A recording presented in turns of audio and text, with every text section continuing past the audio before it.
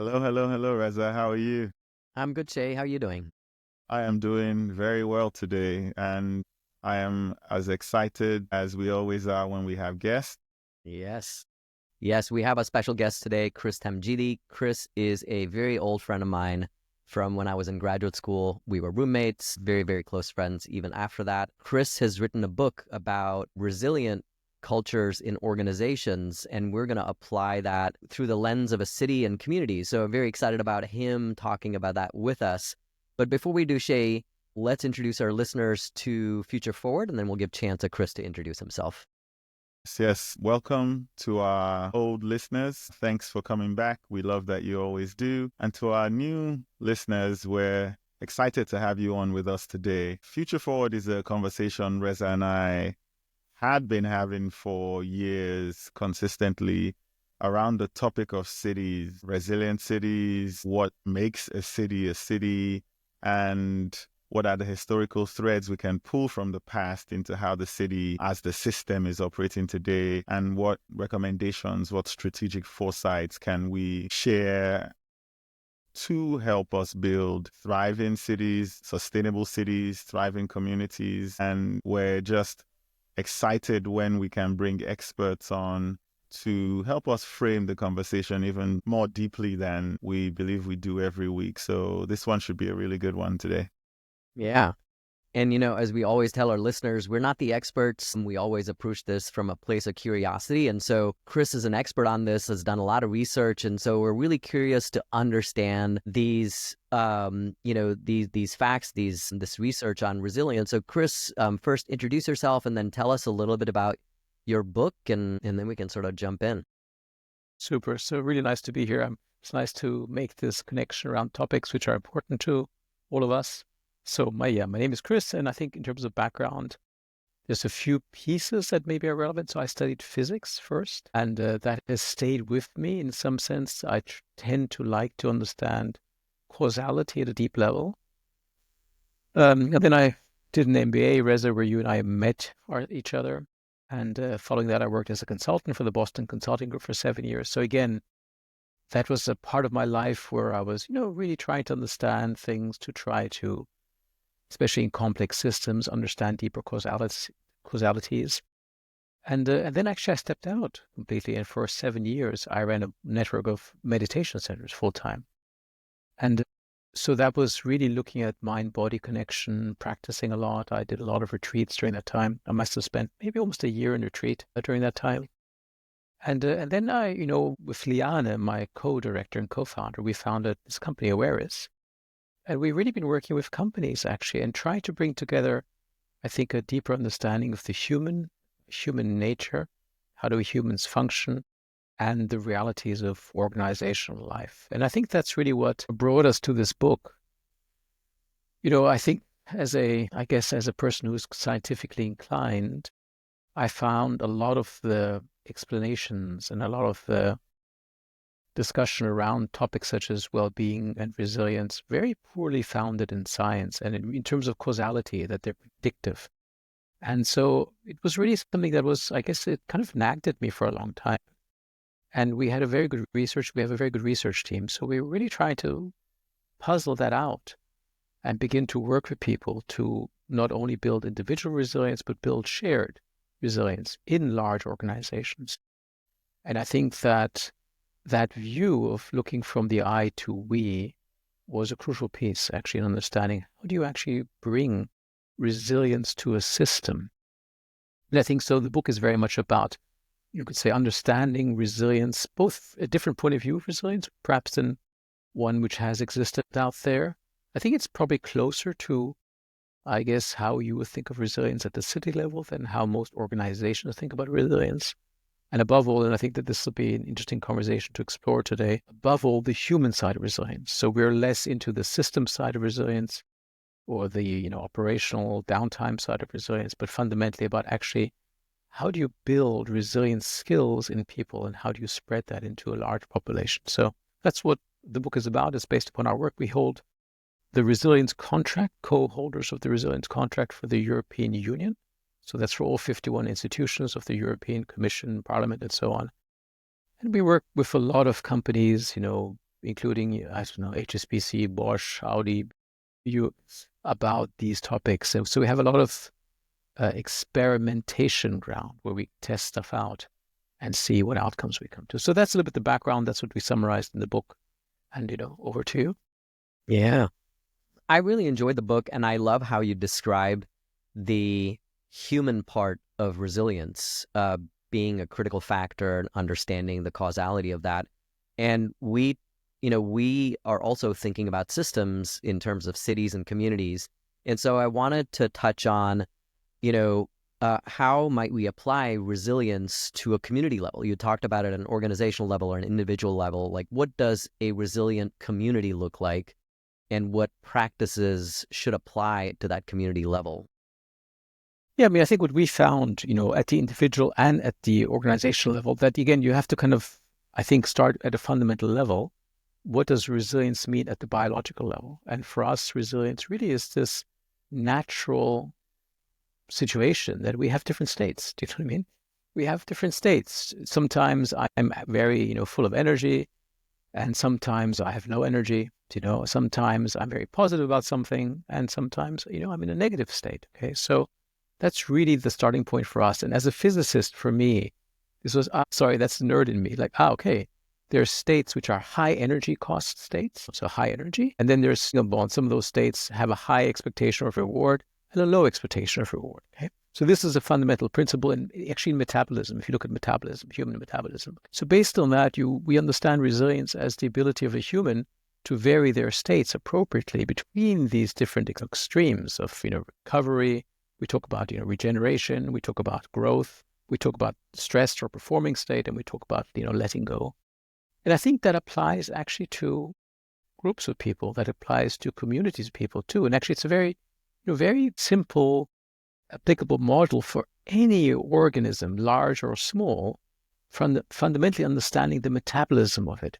Is it expanding energy, or is it, recovering energy? And is it doing that in expectation of energy gain or energy loss? Okay. So this is something which is very applicable. We have a subsidiary which works in climate change. It's called the Inner Green Deal.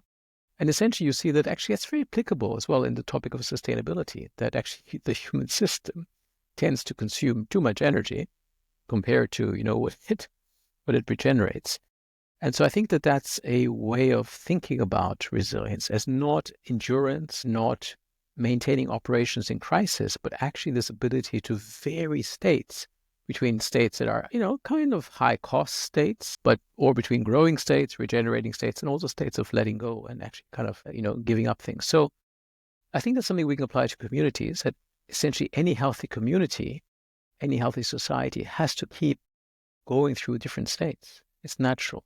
And any community or society that tries to stay in a high energy cost state with a low, expectation of future reward is not going to have a kind of good situation. I think I do a lot of work in China, and you can really see that when you think about it, there's a lot of people in China that are what's called in the lie flat generation, or in Japan they have the hikokimori, the people who never leave the house. Okay, so 4% of the Japanese population never leaves the home, and I think it's an implicit response that actually there's a very high cost way of living, high stress way of living, which does not bring too much reward as a human in terms of satisfaction, meaning, so therefore let's avoid that and let's just stay in a very low energy state and actually in a kind of negative state. So I think that it's actually interesting when you begin to apply this societally, you can actually see patterns in society that, really reflect that. Interesting. So I love how you describe that resilience is not about endurance, because that's the first thing that one comes to mind. It's sort of this movement between states. It's like circular, metabolic. We also think of cities that way when we talk about cities, things. We also talk about things in terms of like, if it's a monoculture, it's not a good thing. Ecosystems thrive when there's variety. And so what you're saying, someone with resilience understands that variety. It can thrive through the various stages of that variety. And so understanding that is crucial.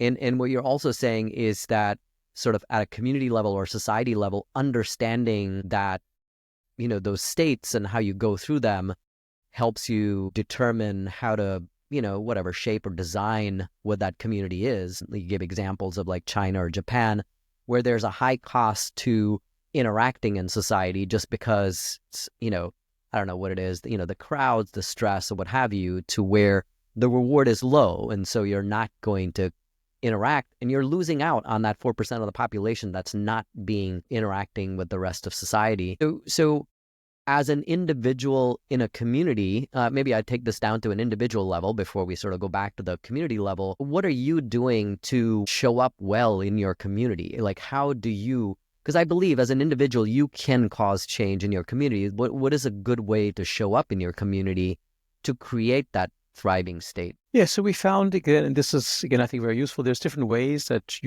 one can talk about resilience. Some people talk about, factors. Other people talk about traits, personality traits that make us resilient. And we said, well, actually, we think it's important to talk about skills in the sense of what are people doing? What's their behavior? And we identified 12 things that people do in life. And again, which affects their physiological state. Okay. So essentially, if you look at what happens, or which helps them shift their physiological state. So if you look at what happens, a lot of the working population in corporates, for example, is, spending too much time in a high-stressed negative state, okay? That's actually why you have the phenomenon of burnout and disengagement and so on, because, the metabolism says, it's costing me a lot of energy, it's not giving me much back. I mean, maybe there's money, but it's not giving me meaning, it's not giving me joy, it's, just kind of so on. So therefore, you have a lot of people in these states, okay? And so, we said, well, actually, we don't want to look at traits or factors. We want to look at what are people doing, what helps them shift. Okay, and we found these 12 things that people can do. And some of them are individual. It's just, sleep. Sleep is a very important thing, sleep and recovery. And we see systematically, we do a lot of measurements with, heart physiological devices, heart rate variability measurements. Where we really see is systematically a lot of people are sleeping too much. They have very little recovery in their days. Especially leaders, it's really, you see very low recovery shares, okay? But that's a, individual thing that you can do. But we also saw that actually there's a whole bunch of things that one does that are actually connection. Because essentially, just like us now, when I'm connecting to you, my state changes, okay? So, I had a day, I was very much out in nature today. The sun was shining. It was one of the first real spring days here, okay? So I was in a certain state. And coming and connecting to both of you is like, it kind of warms me. And actually what happens is not just warming, but actually if we were to measure our states, there would be a synchronization of our states. We would, if one of you came in, say, a slightly irritated mood, one of you came in a very cheerful mood, and I came in a slightly quiet, contemplative mood, at the end of our time together, our states would synchronize. Okay, that's what happens when people come together. Okay, so that's what we see. We see that there's certain things that happen at the group level where our nervous systems will actually co-regulate. Okay, and this is crucial. That's essentially what happens in society. People's nervous systems co-regulate. And then, of course, the question is, does my nervous system connect to yours? In senses, are you determining the state of my nervous system, or am I determining the state of your nervous system? And that really depends. That really depends upon, first of all, each of our own ability to regulate our nervous system. And of course, it depends upon things like status, hierarchy, who talks more. Because, of course, at the moment, you and I are doing most of the talking. So therefore, we're having more impact on nervous systems. So essentially what we saw is that when you begin to look at humans, and this is what I keep doing, we keep looking physiologically. So there are things that I can do to change the state of my own nervous system, to change the state of my own hormone system, approach or avoid, positive or negative. But actually there are things that we do together.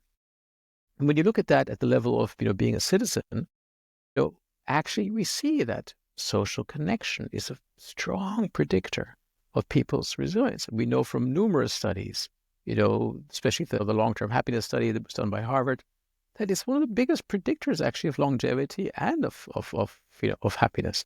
We know that volunteering, that expressing care, expressing compassion changes my state, changes other people's state. We know that connecting around meaning are things that change both of our states. So there are a lot of things that one can do that actually help both individuals and societies shift their states, help us all actually to have this variety of internal states. And it's very interesting that you say ecosystem, because that's exactly what's happening, is that a lot of people in corporate life, and that's the life that I know well, are becoming extremely unidimensional.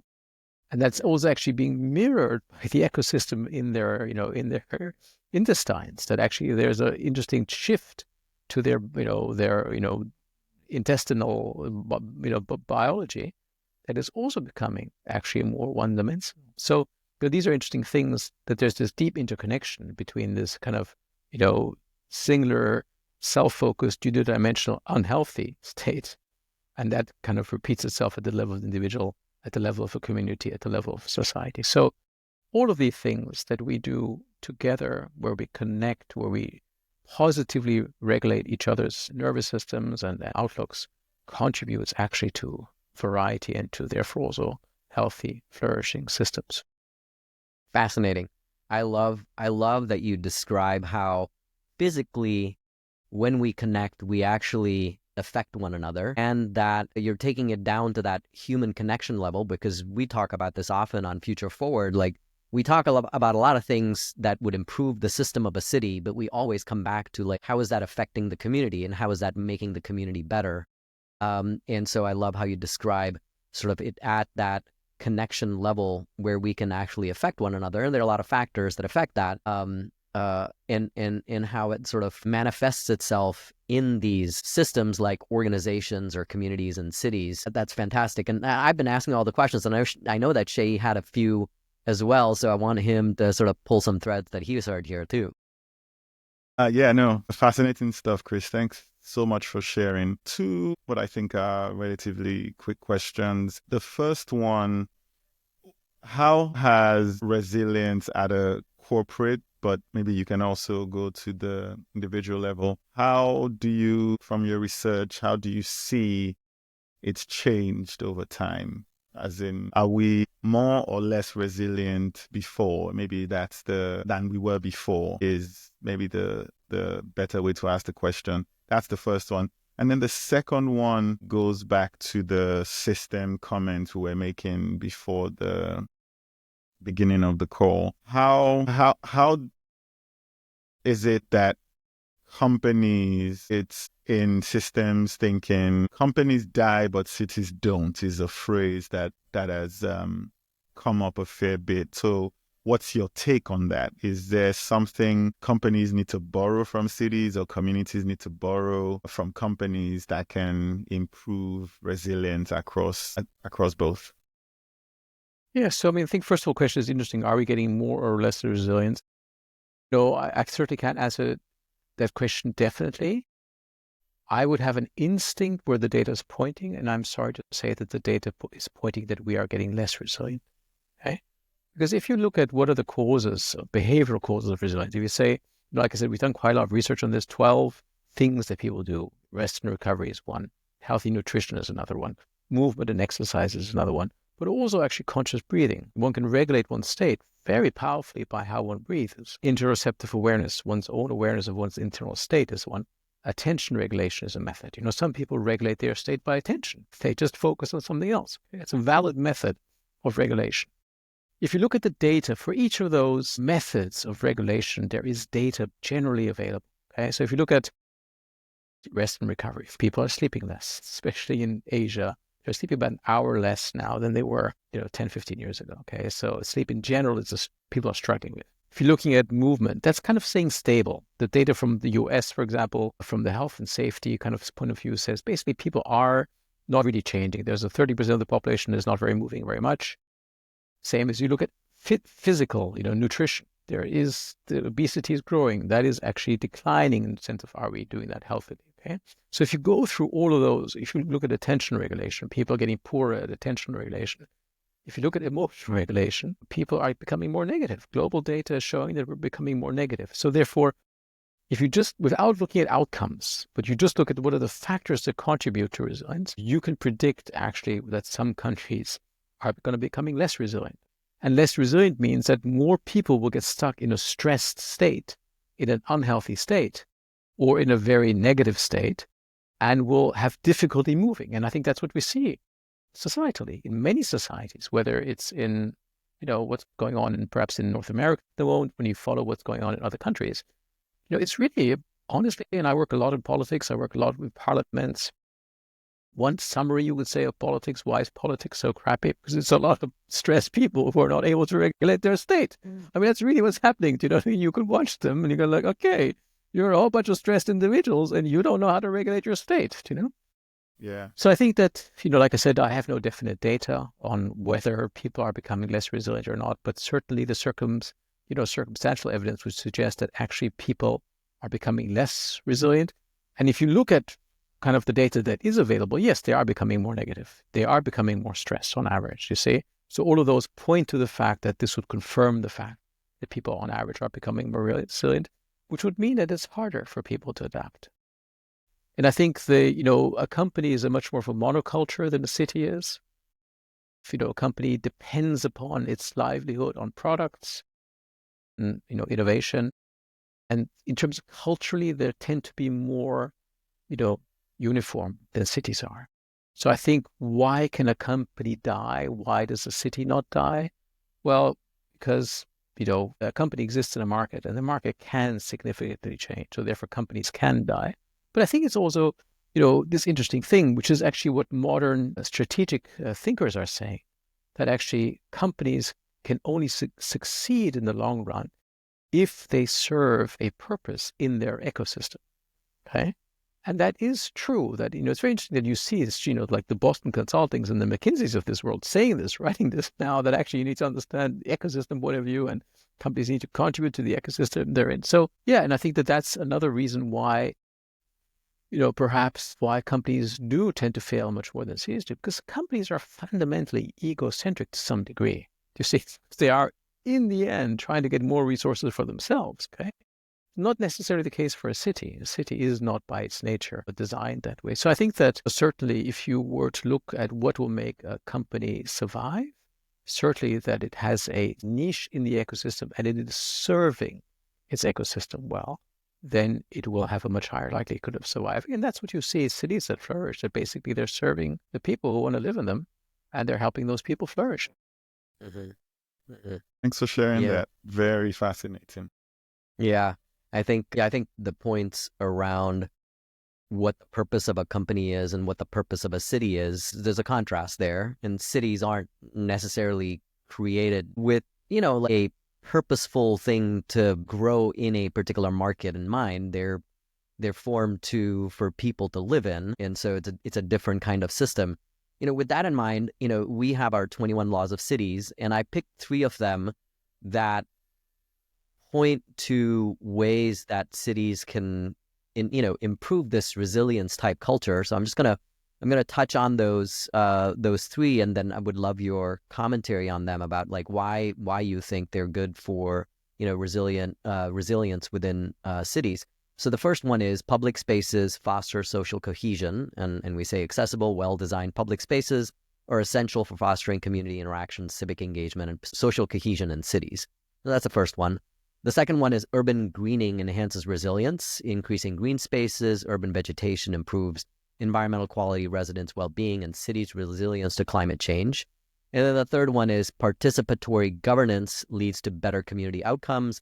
Inclusive decision-making processes that actively involve diverse community members lead to more equitable and effective urban policies. So public spaces, urban greening, and participatory governance. And I think there's some resonance with what you've written in your book, and I'd like to, maybe you pull a thread on those.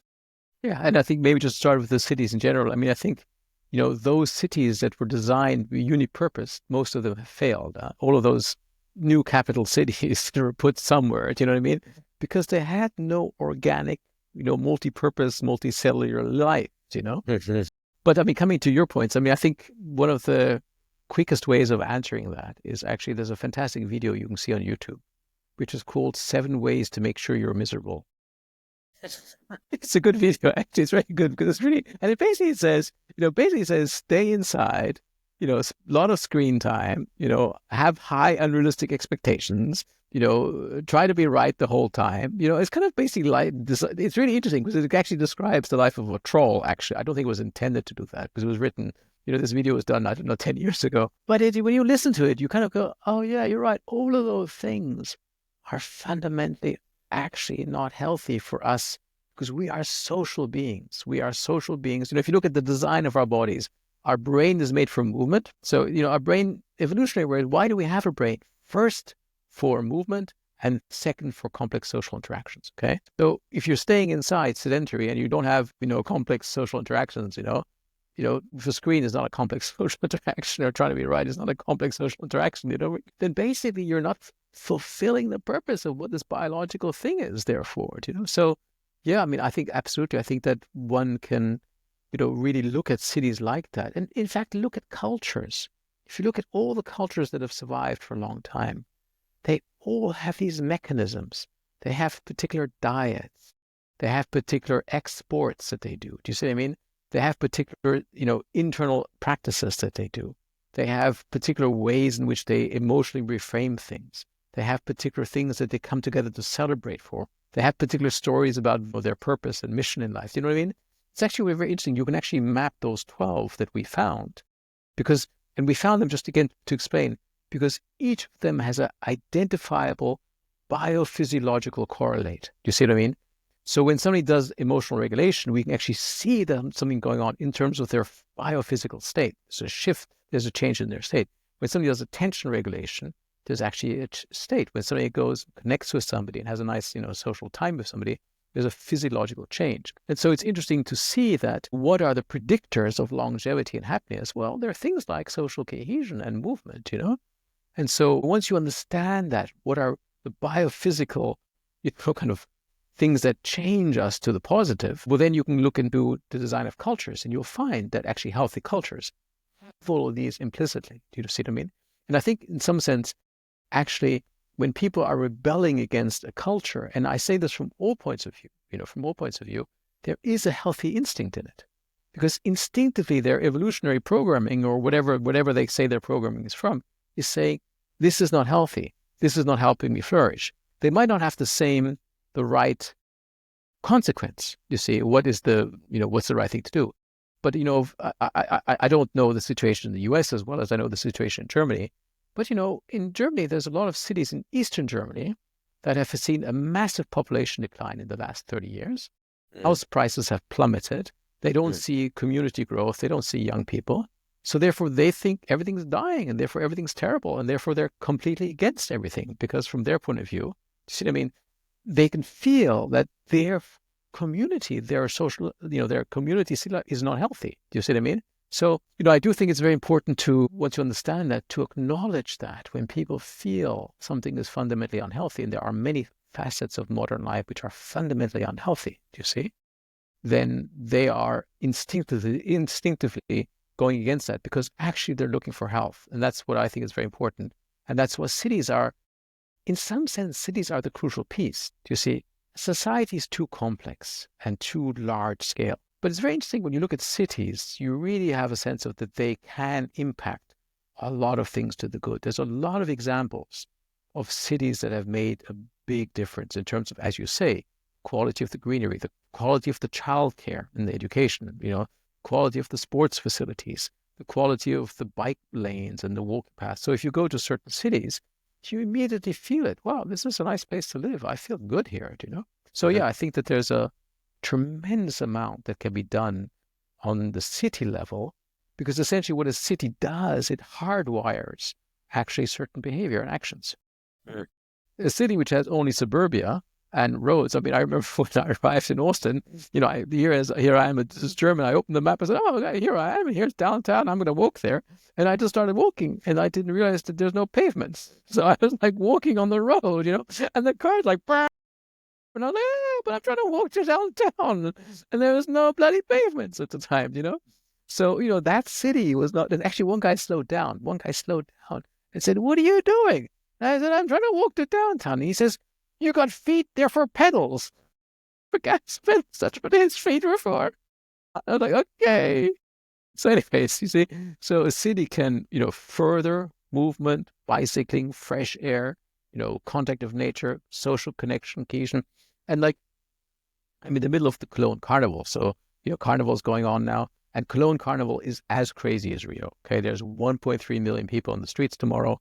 Everyone is dressed up in costumes. Basically, everyone is drunk, And, it's it's a great cathartic social moment where everyone kind of gets together and sings. They're all singing. I was in the train and they're all singing today. So anyway, these are the things. So a city can both hardwire healthy behavior and opportunities for healthy behavior, and culture can have healthy habits, how they express their culture, how they eat, how they celebrate, how they connect, how they participate. And so I fully agree. And I think that's actually a crucial level of where we can build resilience for societies. My goodness. Well, I have to quickly jump in because I have a similar story to yours, but it was in Birmingham in the UK. And it was actually a policeman who came up to me and he goes, "You're not supposed to be walking here." And while Birmingham has some pockets of greenery and places where the parks where you can enjoy. No, Birmingham, well, yeah. Exactly. As a city, it's a lot of industry. And it is no surprise to me, using the framing you've just provided, why Birmingham has seen such a massive decline compared to some of the more green, communal-minded towns around it, because they've stripped away the opportunity to engage. People do not see the world as being a place where they can thrive, even though it's just their city.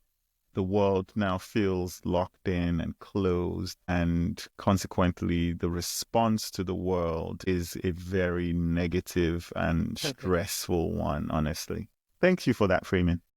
Yeah, that was both really good examples, and it's so good that Chris, you've described that cities can actually meaningfully hardwire these things that help us become healthier, help us become more resilient, whether it's these walking paths, green areas, and we talked about the laws that I talked about, public spaces where people can interact. You want that social connection. Green spaces where you can sort of interact with nature and regulate yourself.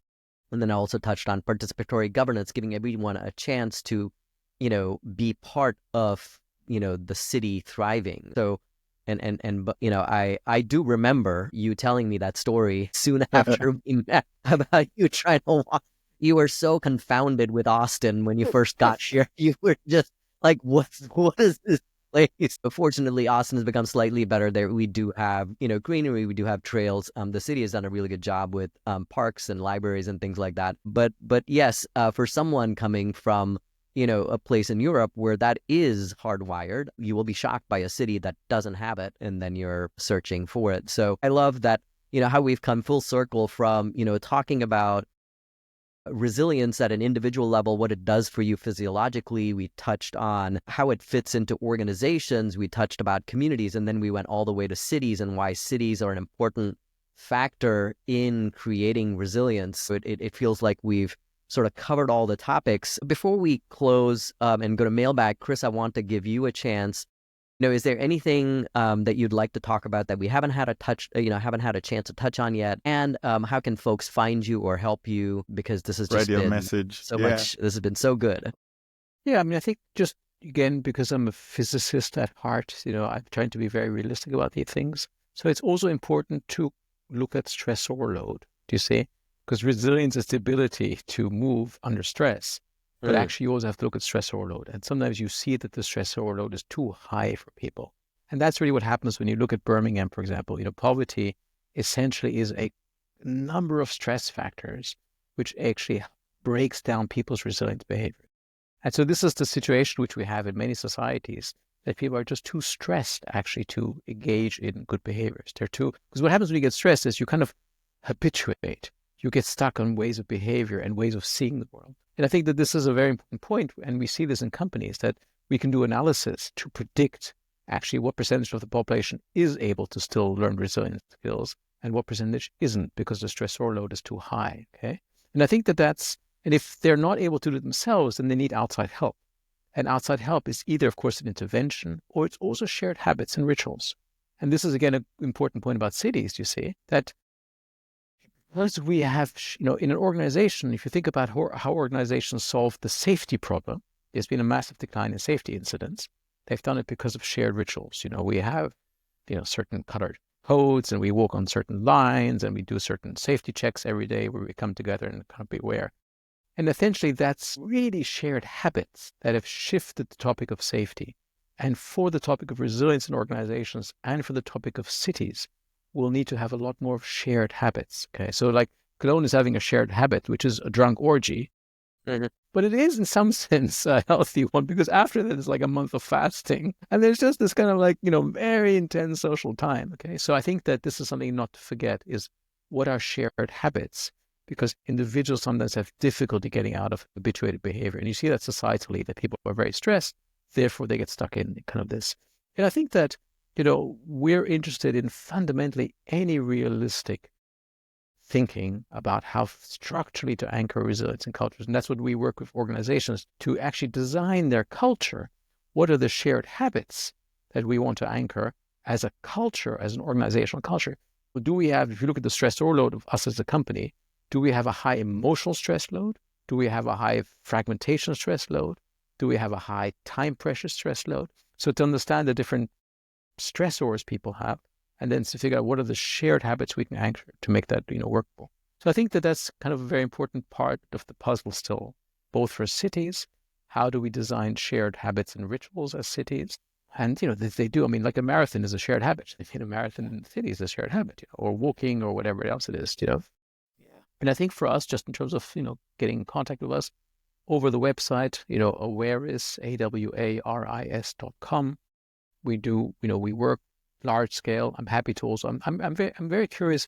We work a lot in politics. So I work with a number of parliaments. We've worked with the UK Parliament, German Parliament, European Parliament. And I think that that's an important thing at the political level to think too. What are society's shared habits and how do they contribute or don't contribute to resilience? So yeah, we're really open for any such discussions and anything we can do to help, think systematically about building shared resilience. We call it resilience, which sounds a bit nerdy, but we like it. Resilience rather than resilience. It sounds like Germans who are not able to say it properly, but it's still resilience rather than resilience. Interesting. And you have a book, Chris, it's called The Resilient Culture. Yeah. Or is that? Yep.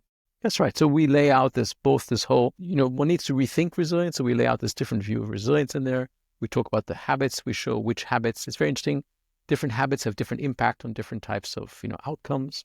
And then how to anchor habits in teams and in organizations. And that's kind of very, I think a useful thing if anybody's interested in that to read that. Fantastic. That's fantastic. I'm so glad you brought up that last part about stress overload, because that's a critical factor in actually observing how do you get past that? Like where is an individual or community or society in that? And folks, if Chris can help your organization, please reach out to him. With that, Seyi, let's transition to closing out the episode. We have a mailbag this week that I'd like to share. And the mailbag comes from one of our frequent listeners, my cousin Parinaz. This was in response to the future of shops and small businesses. She's still catching up on the episodes. And so she really enjoyed that one. And her comment back,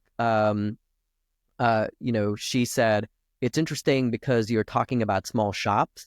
But when I was at Chanel, she worked at Chanel, they had the same belief to have this relationship building mindset. We had a very limited online presence to preserve the in-shop experience of building relationships between the salesperson and the client. So bringing those people in, building that relationship and creating that different feeling of being in that belonging. And belonging. So that was a really good observation. And then I had one other thing. This is not necessarily a mailbag from someone else, but this was, we did that episode on AI and data centers, and there's been new research that's come out. We talked about the impact of Gen AI on electric consumption, but there was a little snippet that came out that I wanted to read out. Like, again, we're not experts. Sometimes we don't say everything correctly, and so we correct ourselves when we do. And this was in a recent study on AI energy consumption. ChatGPT's latest model, GPT-4, has been found to use significantly less power than previously thought. Research by Epoch AI reveals that each query consumes approximately 0.3 watt hours, 10 times lower than earlier estimates. This efficiency improvement is attributed to advanced hardware implementation, system optimization, more accurate calculation methods, though the cumulative energy impact remains substantial given millions of daily queries. So we maybe got it a little wrong in, the impact of these models on electricity usage, but it doesn't change the fact that there's going to be a lot of AI usage over time. And what we were talking about, related to the impacts on infrastructure are still valid. But just wanted to sort of bring up that correction for that. Anyway, those are the two mailbags, Seyi. Anything that you had? No mailbacks, but I'll push back on Epoch AI's assertions there because they're referencing one of the models, a new model, when they're about 5 or 6. That still exists. And there's been increased use of the reasoning models compared to the pure LLMs that 4.0 is. So yes, there is less usage of an old model, but the new models, which are getting more use, have a lot more usage per query. Yeah, especially the new reasoning ones. Especially the new reasoning ones consume a lot more energy, and so yes, assertion that this will have a negative impact on energy usage still applies. I like that they're putting that out there, but they should put the whole context. Yeah. Great. Well, cool. So should thank I you. tell a small story from the Please. Chanel? A nice Please little do. shop customer relationship story from a shop, which I think is really We'd love to hear story. that. So this will be a nice little end here. So and this really happened. So a friend of mine I know closely, her uncle and aunt lived in Germany, and they were over 80, and they always wanted to visit the Louis Vuitton store. Really has a fantastic experience in Paris. They had a dog, however, that was very old and incontinent, so they could never take the train. So at one point, anyways, they finally got their energy together. They rented a car. They drove all the way to Paris. And of course, they had to wait in the line. There was a line at the store. And the dog had a moment of incontinence outside. And the staff were extremely helpful and brought some, stuff to here. But then the dog just died while they were waiting to get into the store. And again, the staff were super responsive. They brought this elderly couple over 80 up to the VIP room. They took care of them, everything. And then, of course, you can't just throw a dog away. So they wrapped the dog in beautiful paper, and they gave them one of these big Louis Vuitton, shopping bags to take the dog home. So this couple leave the beautiful Louis Vuitton store in Paris on, Champs-Élysées, and a thief on a motorbike drives past and snatches the bag from them, driving away with this carefully wrapped dead dog. So this was really happened. So they had a fantastic experience, thanks to Louis Vuitton, really customer service. But almost worse. Chris, what a story. Invariably you have the best stories. You always I've always loved this about you, your humor and the just like the odd humor that you'll always find. It started with like the Darwin Awards? You loved the Darwin Awards way back in the day where people just do stupid stuff in the world. But this sounds like one of those Darwin Award winners. Yeah, beautiful story. What a twist at the end. Love the humor. Wow. I don't know how to top that. There's no topping that. There's no topping that. That being said, if any of our listeners have any stories that do top that, please reach out. Future Forward, info@futureforward.fm, hello@futureforward.fm. Let us know your thoughts. And as always, we appreciate the listenership, and we're just excited that we can bring people like Chris on board. So thank you again, Chris, and thanks all our listeners. Till next time. Bye. Thank you, Seyi. Thank you, Reza.